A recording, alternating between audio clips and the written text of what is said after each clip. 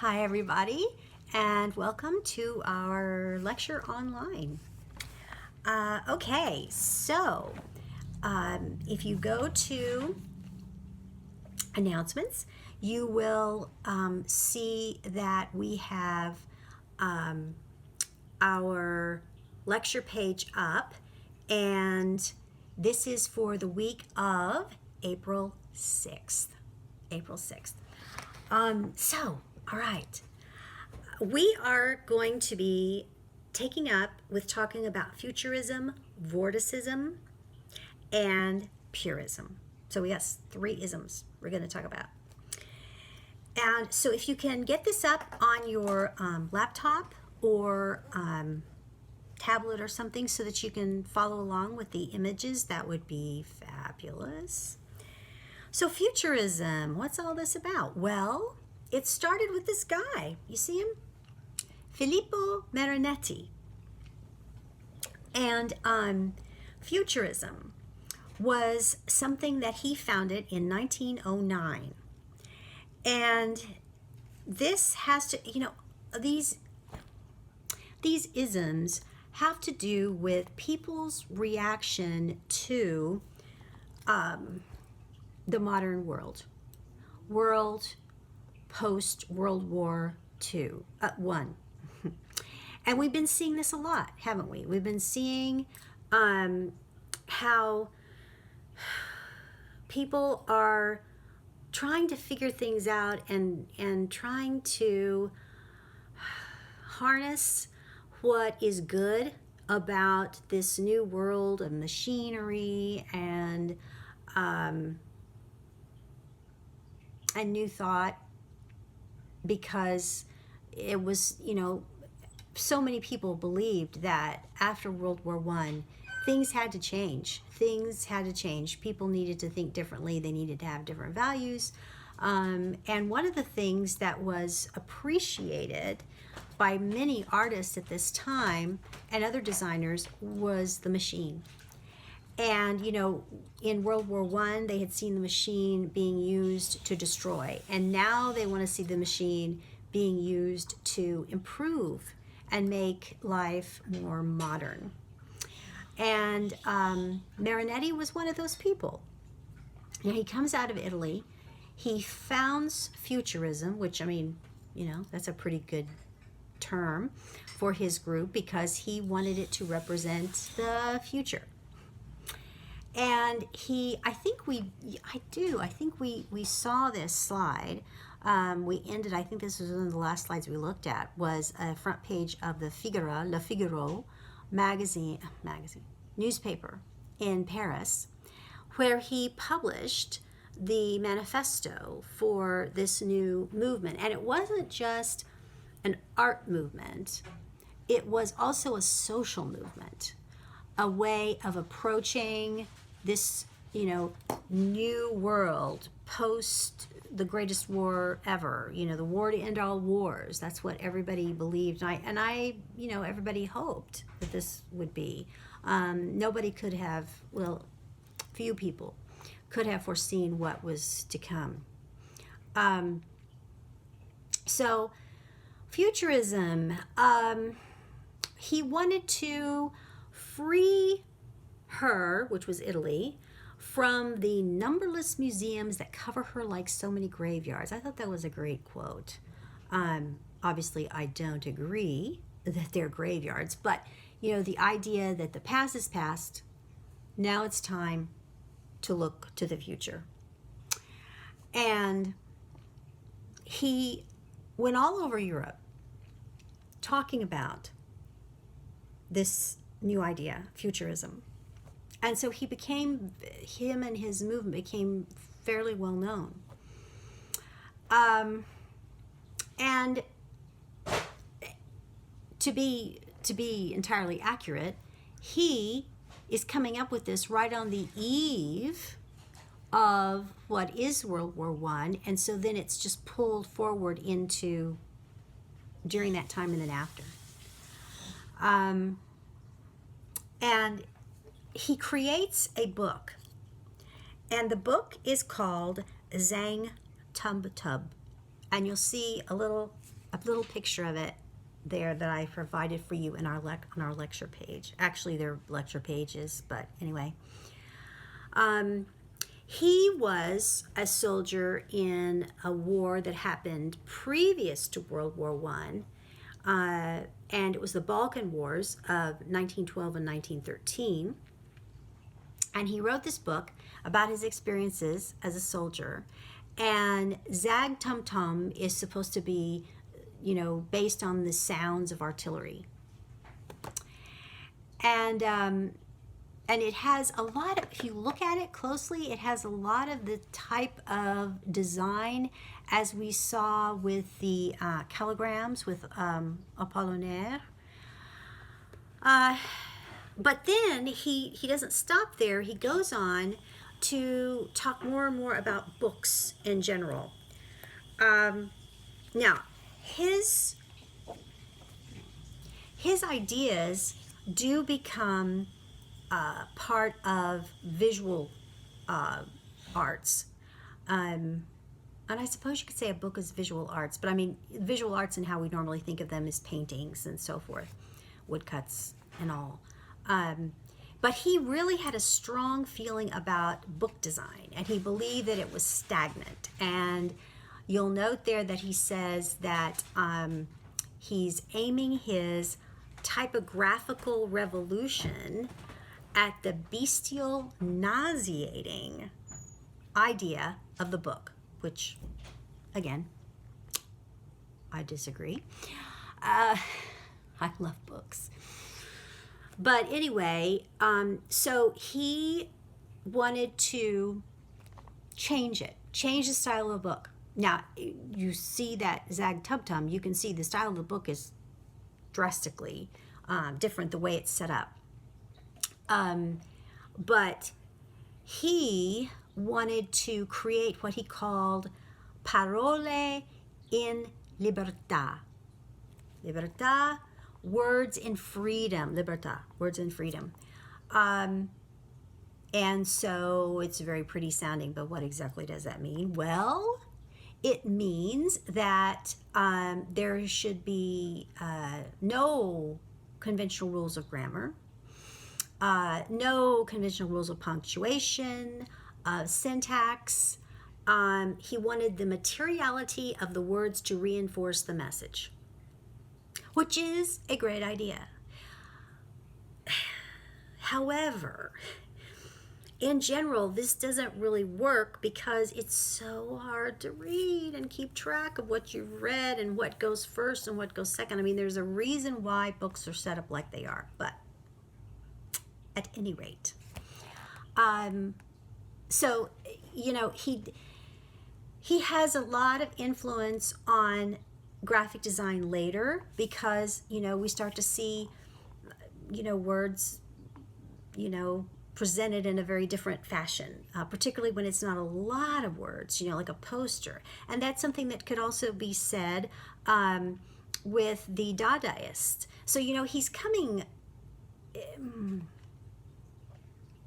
He's kind of a precursor to the Dadaist, if you look at it, particularly in a linear fashion. But I did want to include, and I did include, a fine art piece. This is an oil painting by Giacomo Balla, and it's called Dynamism of a Dog on a Leash. And I just love this painting. And I mean, it's this little dog. It looks like a dachshund, and he's just, his little feet. Futurism was also about speed and movement, particularly in the visual arts. And there are other examples of this, but this is probably the most fun example because some of futurism artworks start to depict World War I and aspects of that. And so, those are a little more somber in their message. But this one with the dog, and of course the person walking the dog is their feet are moving around. So Balla has depicted this and shows you all of this movement. And this is definitely different. This is not what you have ever seen before. And, when you think about it, in 1912, they're starting to do, experiments with photography and early film. And so it so fits the historical context of the time period. So futurism, it starts pre World War One. Then it starts to be used during World War One. And in the fine arts, what you find that's depicted in a futuristic fashion are like guns and tanks and things like that, and which is not surprising because that's what people were seeing, and that was part of the war. But then that kind of sets up for what we see with Dada, which Dada is, such a reaction to the war. So it's kind of interesting to consider how that happened. And, the book that I'm using doesn't always follow things in a strictly linear fashion. So that's why we kind of have we have these isms that I'm going to be talking about that are not necessarily after Dada, even though we've talked about Dada. I know. I'm a linear thinker. This makes me crazy. But anyway, and did I show you this book? I don't know. But anyway, this is the book, Graphic Design and New History. And it's the third edition, because there's an edition before this. And it's by Stephen Skelson. So in case any of you graphic designers or anybody, and you want to get the book, you can check that out. I think they have a soft copy, not just a hard copy, because the hardback is really, really expensive. Anyway, just point of information. All right, next we move to an English response, I guess you could say, in a way, to the futurism of Marinetti, which is coming out of Italy. And this is called vorticism, and this is on our lecture page. And we have a picture, a very contemplative photograph of the inspiration behind this. And this is Wyndham Lewis. And he himself was inspired by futurism, and so he wants to create an expression kind of, like another branch of this, and it's known as vorticism. And he publishes a journal in 1914, and it's called Blast. I think, being that it's 1914, which is the beginning of World War I, that's probably a really good word to get people's attention. And it was in that year that he starts to work on this new artistic expression of vorticism. And some people, as I've said in the lecture pages, some people just consider this like the English version of futurism. It's kind of like, but it's not exactly, but it's kind of like the work of the McDonald sisters and Macintosh, and it being like the Scottish version of Art Nouveau, but yet it wasn't. It was different. It's kind of, I know, but anyway, it's kind of the same thing. But he took it in slightly a different direction in that he included, and you'll see this on your lecture pages, he combined futurist, cubist, and expressionist principles. So you have several things going on here at the same time. Okay, and, well, there's a picture that I'm missing. So I will add that, okay? I'll put that in a separate announcement. But he does a second issue of Blast. He did the first one, it was like pink, bright pink, with Blast going in like a diagonal. And that was it. That was all that was on it. In 1915, he does a second issue, and it's known as the War Number.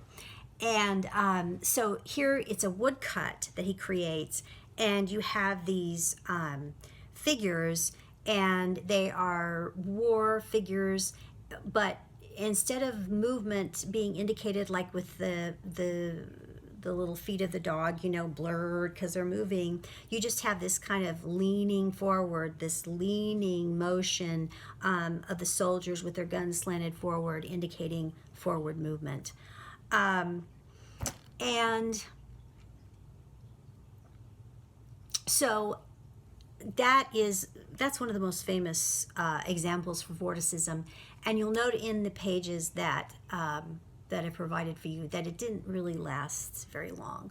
And it basically kind of dwindled away because Lewis himself went to war as an artillery officer. So, he was the instigator, and it didn't really even get going until 1914. And then in 1916, he leaves to participate in the war, and it just kind of falls apart, really doesn't go anywhere. Okay, and because we know how long he lived, he was not killed in the war and actually survived until 1957. So he survived, can you imagine? He survived 2 world wars, First World War and Second World War. I mean, I can't imagine how that felt. But anyway, so then now we go to the third ism. The third ism is purism. And it's kind of a smoother reinterpretation of Cubism. Now, there are 2 men who are considered to be the leaders of this purist movement. One, there's a picture of him, Amédée aux Enfants, and he was from France. And then we have a picture of Charles-Édouard Généré, which is known as Le Corbusier or Corbu, which is it means the crow. And I really don't know how he acquired that, but he became known as that. Nobody calls him Généré. Everybody calls him Le Corbusier or Corbu. And Aux Enfants and Corbu believed that there had been a breakdown of values in Europe that caused the war. I think that's kind of obvious that you have to have a breakdown of values for a war to break out. I mean, like, somebody has to be an aggressor, and then somebody has to defend themselves because the person isn't playing nice. Anyway. And so they wanted, Aux Enfants and Corbu wanted to create, and I've got it here on the page, a lyrical universal aesthetic that could unite the continent.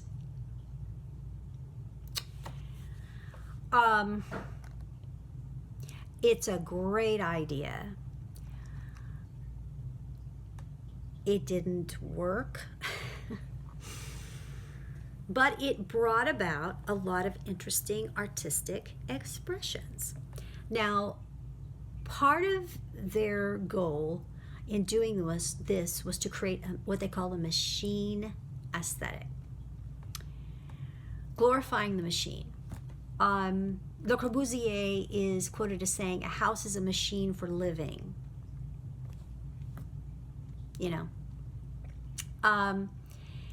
And what is machine aesthetic? And I've got the definition for you right there. It evokes the smooth, polished shapes of machines, as well as expressing a general high level of admiration for industrial society.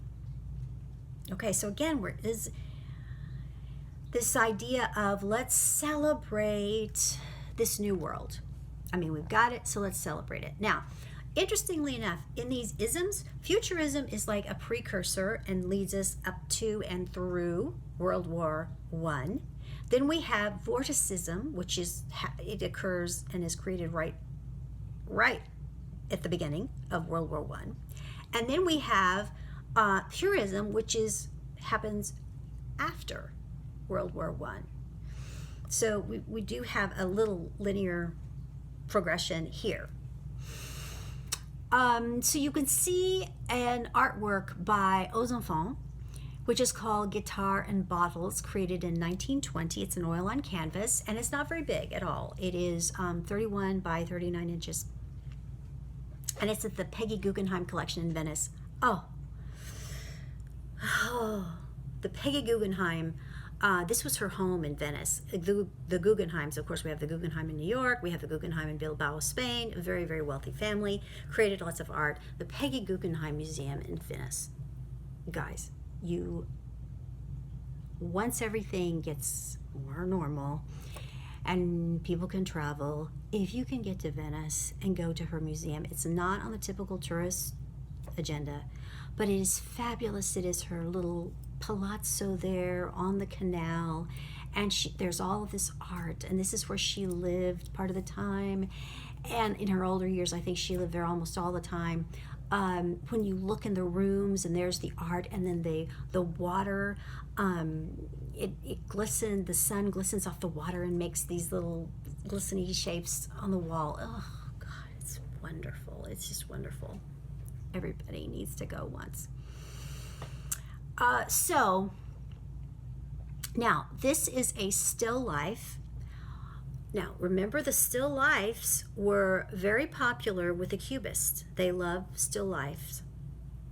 So did the Purists.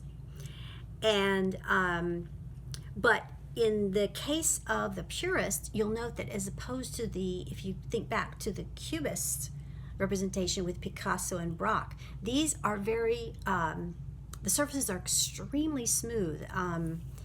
There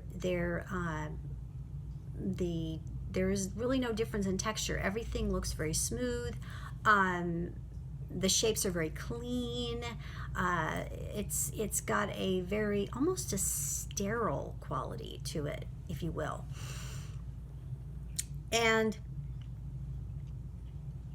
something else about purism is a quote that I gave you that says it completely suppresses individual expression in favor of universal harmony and wholly rejects the emotional pyrotechnics, wow, of artists such as Schiele and the contemporaneous expressionist movement. So I mean, what better term to give these people than purists, because they believed all that other stuff was, over the top and excessive and so forth. And by the way, this information and the quotes are coming from this Skilson book that I just showed you. That's where all of our lecture and our notes come from. And I was able to show you that in class, but now I'm just reminding you that we're online. Okay, so a new way of life that the purists believed was how society should go was something they called l'esprit nouveau. Okay, nouveau, you recognize from Art Nouveau. So it's new. So l'esprit, spirit. So it's the new spirit. And Le Corbusier was at the front of this. And I've provided you with a picture of the inside of a pavilion he created for the exhibition of decorative and industrial modern art in 1925. And this looks really like, today we would call it mid-century modern, right? I mean, you would be, if I just showed you this photograph, you'd think it was something back in the 20th century, but I don't know that you would guess it was 1925. So he takes things, Le Corbusier takes things down to their basic shapes. He designs homes, which I've been in. One of his homes that he designed that is quite stunning. It's lifted up off the ground on, he called them piloti, which were like just posts, concrete posts. He designed it for a doctor in a small town in France, and I went there, and wow, it's quite stunning. Some people call it the spaceship because it looks like it's like hovering over the ground because of the pilotis. He take things down to their basic shapes, so rectangles, squares, curves, circles, you know, all of that. And it gets a very clean, very purist kind of look. Now, Le Corbusier will go on, and he will continue working on as an architect and designer, and start to endorse something called international style, which is it's like the child of the purist style in architecture, where you just have these buildings that don't look like they came from any certain country. They don't have anything ornamentally that would tell you what country they came from. The best example are our skyscrapers. You know, there's these tall rectangular buildings. They usually have windows of glass, of course. We call them glass curtains, okay? Anyway, and so they just look like these rectangular boxes, and you find them all over the world. And if you didn't see maybe a mountain or a beach, you wouldn't know where you were, and you wouldn't know what country you were in. That was known as the international style, and that was to continue that idea of the purist idea that we all be in harmony, and we you know, get rid of nationalistic boundaries, which of course nationalism was seen as being part of the problem that caused World War I, because you had people fighting, you know, for their country against another country. So if we all, you know, had this one aesthetic, then we wouldn't be so separated. It's a thought. So anyway, those are the three isms. So we have futurism, we have vorticism, and we have purism. All right, so that is what we're going to cover for this week. And then next week we will look at Art Deco. Now, you're already getting a taste of that with your DB post on Cassandra. And wow, he's such a great portrait poster artist. He kind of brings back the idea of the artistic poster, which is interesting. So we will we'll talk specifically. I wanted to talk about his poster, which I mentioned before, but next time mention it for the Normandy ship line. So anyway, yeah. So that's what we will be talking about next time. And I look forward to seeing you then. Everybody stay healthy and happy. And I will see you next time. Bye-bye.